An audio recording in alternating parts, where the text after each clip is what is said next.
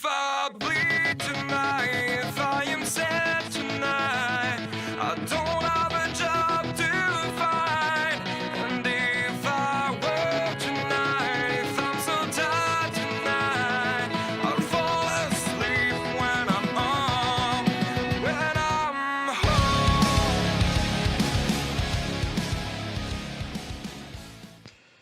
The Heritage Cup tournament continues.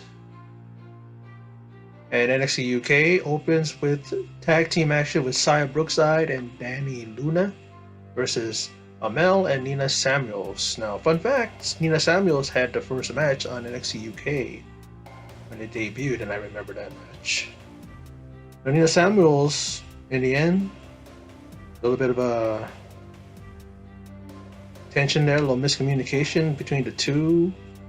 Nina Samuels, really wasn't tagging to her partner, and her partner tags herself in, and Nina Samuels ends up walking away from her partner, and now it's 2-on-1. And in the end, a Brooksy bomb by Saya Brookside ends up in a power bomb by Danny Luna, and Brookside picks up the pin for a team with a bridging pin. Very competitive match, it's a regular kind of a tag team match, and wasn't much to really just, excite you, but, they got their stuff in and they were able to perform on NXT UK, and you get to see some more of the women that are in this division, and it was great to see. Now, Elia Draganov sees not only Pete Dunne but Sid Scala, and he's asking for a fight, and he will get one as Sid Scala places him in a tag team match against Walter and Alexander Wolf. But who is his partner? Well, Draganov points to Pete Dunne, who agrees, and it will take place next week. Now, what does Piper Niven think of the women's champ Kaylee Ray and her State of the Union address? Well, she says, "Whoa, Kaylee Ray runs her mouth again? Shocker. I'm sure there's going to be more than a few people there." Now, Jack Stars versus Saxon Huxley, and at least Huxley doesn't have to face Walter as he did last week. And here he picks up a victory over the Game. Jack Stars with the elevator drop. And of course, that's what's going to happen. There's a lot of talent in Jack Stars, but for the meantime, he ain't going to get nothing done, especially if you're going to go against somebody who was just that much more better in Saxon Huxley. Now, the NXT UK tag champs have known each other for a long while, even facing one another early in their indie days. And even Wolfgang talks about how tough Mark Coffey is. Said he punched one guy so hard his jaw went sailing into the audience, and one of them kept that jaw as a souvenir. Just pretty much telling about how tough he is. It happened, but who knows, right? And Mark Coffey says about Wolfgang that he's a crazy guy. Never seen anybody that's crazy as him, and he pretty much reiterates what Wolfgang said about him, and that these two are two tough mofos, if you will, and they both vow to keep their titles. Now, Pretty Deadly arrive. This was earlier in the evening, and are asked about Eddie Dennis, and they say Nunya. And she didn't know what they meant, and she goes, "Oh, come on, you've never heard of Nunya?" And then they both say Nunya business. I saw that coming from a mile away, but old joke. When he said Nunya, I knew what they're going to go towards. But definitely keeping that on the low, and not really talking about what that union is or what it's about. My interest is for some reason I am. I'm like, okay, let's see how these guys are going to come together and what is it about? What is the reason why they're together, if they are even together as a pseudo faction or group? Now, Saya Brookside and Danny Luna are asked about Kaylee Ray's State of the Union later on in the broadcast, and Brookside says, well, to be honest, she has upset a lot of people around here, and I think it's about time she starts watching what she is saying. Luna says she's going to find out how many enemies she really has, and we'll see whether or not that's going to happen, and what happens when Kaylee Ray gives her State of the Union address. Now, second match, the opening round for the Heritage Cup tournament is Flash Morgan Webster versus A-Kid. First round times out with no definitive fall going to either man in what is at the start a very competitive match. Second round sees Webster get the pin after a series of pin attempts between the both of them, and flashes up one fall to none. Now, third round is without a pin on either side as Webster hits a reverse Rana, but time runs out. Fourth round looked as if K-Kid was going to pick up a fall, but Webster wasn't having it. But a Spanish fly followed by a super kick on Webster looked like not only a super kick, but looked like a, what do you call that?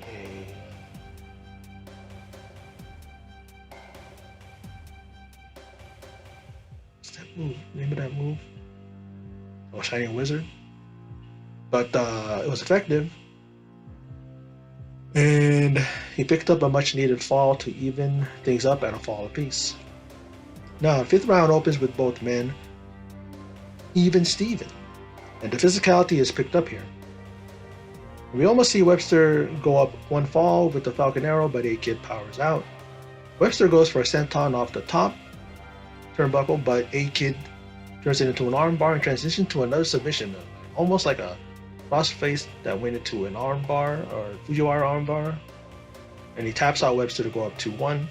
And A-Kid wins the match, and Webster needed to just hold on a few seconds to get a fresh start in the sixth round, but since time ran out, that was the rules, and A-Kid moves on, and he will be facing, who will be facing? Oh, Noam Dar. Now, here we go with a segment involving, or a promo involving Walter and Elia Draganov. In 3 weeks, Walter will put his title on the line against Elia Draganov. We see a look back at the Battle Royal that saw Draganov win it, eliminating Tyler Bate. And we see that Walter trained Elia, pretty much making him. He said he made him. He respects him, but the difference between them, Elia steps in the ring full of emotion. He is driven by emotion and passion, but when he faces me, this is my profession. My mind is cold, 100% focused on what is necessary to stay NXT UK champion. And when we meet, it will be the greater fight of your life, Elia. The greatest fight of your life, I should say. When I think about him, it's like a nightmare, says Draganov. I remember the pain. He made me better every time I fought him. He made me what I am. Thank you for this, Walter. Thank you. I made you this time, and I'm going to destroy you, says Walter. There's nothing you can do. You will not leave me down, says Draganov.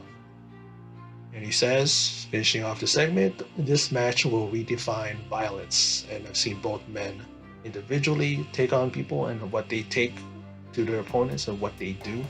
They definitely do bring some violence, and to redefine violence, I think only these two can be the only people that can do that. Now, see backstage that Flash Morgan Webster is attacked. It's much like Mark Andrews was previously. It's just a pattern of one person's focus on both men. And also the Hunt are there. Are they behind this? If not, then who? Now, let's go to the, not necessarily the main event, but the ending segment of NXT UK, and it's Kaylee Ray and her State of the Union address. She goes on to say, 2 weeks ago, people thought she was gonna lose the championship, but in the end, it was she that came out on top against the mighty Piper Niven. See, some may have been surprised by that, but not her. Every day her record-breaking title reign gets longer and longer. Despite all the adversity she's had to go through, no one in the division is gonna change that. Just then, women are from that very division come out from the backstage area. She continues unawares and says if anyone has a problem with that, well, you know where to find me. And they find her all right, and she is all smiles. I thought she was going to do a typical worrying and all that stuff, but I like it because it goes along with her character. She's very cocky, she's very arrogant, she's very confident in herself. She's not gonna let nobody faze her, right? She then continues, well, hello girls, what's the matter? You had to buddy up to come out here and confront the big bad Kaylee Ray, as he says. Yeah, here in WWE, we have queens and we have bossies, and at this point, Nina Samuels and Amel are fighting out back. They're fighting out on the side of the side of the ring, and pretty much continuing tension from their match earlier, their tag team match. But all I hear around me is pretenders. Nina Samuels and Amel are arguing, and the champ points out that these two can't get along long enough to challenge her. We then see Piper Niven come out all business, and Ray just laughs as both Nina and Amel start to beat Niven down. Valkyrie, Aoife, a Valkyrie, however, strikes the champ with a high cross body in the ring and is joined by Brookside, Luna, and Isla Dawn. But Ray takes the fight to the other ladies, but is outnumbered. But she does get in some shots, and this pretty much is we're back against the ropes. But now it turns out into an all-out catfight as every woman pairs up with someone to take a fight to, and Brookside is handling the champ pretty well on the outside. I mean, when she was attacked in the ring, she got in some shots, she scooted out, and then as they're fighting, all of them pair off, and inside Brookside, like she takes out. But then, she hits her with a Hurricane Rana. But she takes out Brookside, does champ, and takes her title and walks away in the chaos in and around the ring and stands tall at the top of the stage. And right behind her is the one woman I was thinking to myself, where is she? And yes, folks, it's Ginny, who proceeds to take her on, and I am sure wants to take all her aggression out of her. She lays a beating on her, but Kaylee Ray fights back. But at this point, all women are destroying one another. The Valkyrie takes flight off the top turnbuckle and wipes out all women on the floor below, but not the champ, as he observes and smiles as she walks away. And they did what I always talk about and what I always complain about with AEW, where they are outside and they're waiting.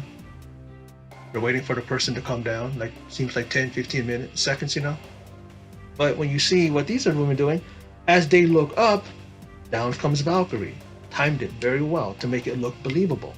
They're not waiting for her to come down, because why would you wait for someone to come down and attack you, right? That's the thing that it shows, right? It shows if you don't do it in a way that is believable, people are going to go, why are they waiting for this? Why don't they, strike the person coming down, But here, they did it. It was great. Takes them all out, right? Does Valkyrie. But in the corner, just by herself, looking at the whole proceedings happening and the chaos, and it's like Kaylee Ray is sitting there smiling. It's like they're smiling like, yep, you guys just take each other out, wear each other down, and I'm going to continue to be the NXT UK Women's Champ. I enjoyed NXT UK, I always do. A lot of these performers, only a handful are known, but a lot of them aren't. But I hope these guys continue to get built up, and people really need to know about these performers. They are some of the best, if not the best, that WWE has. And the focus is always on the main roster, always on NXT, but not on NXT UK. And I think NXT UK needs to get that break. Need to get put on this big stage, maybe even included on a pay-per-view for that Raw and SmackDown put down, or even the big four that they put on WrestleMania, Royal Rumble, SummerSlam, or Survivor Series. Put them in there. Let people see who they are and what they can do. I mean, Tony Storm has already moved on to NXT. I'm sure that some of these men or women on NXT UK will do that, and then eventually go to the main roster. And I hope for that. I hope for the best for this brand, as I do all the brands in WWE. But anyway, that's my video for my rundown and thoughts on NXT UK for October 8, 2020. And for those of you who stopped by and checked out my video, I appreciate it. And in closing, as always, take care.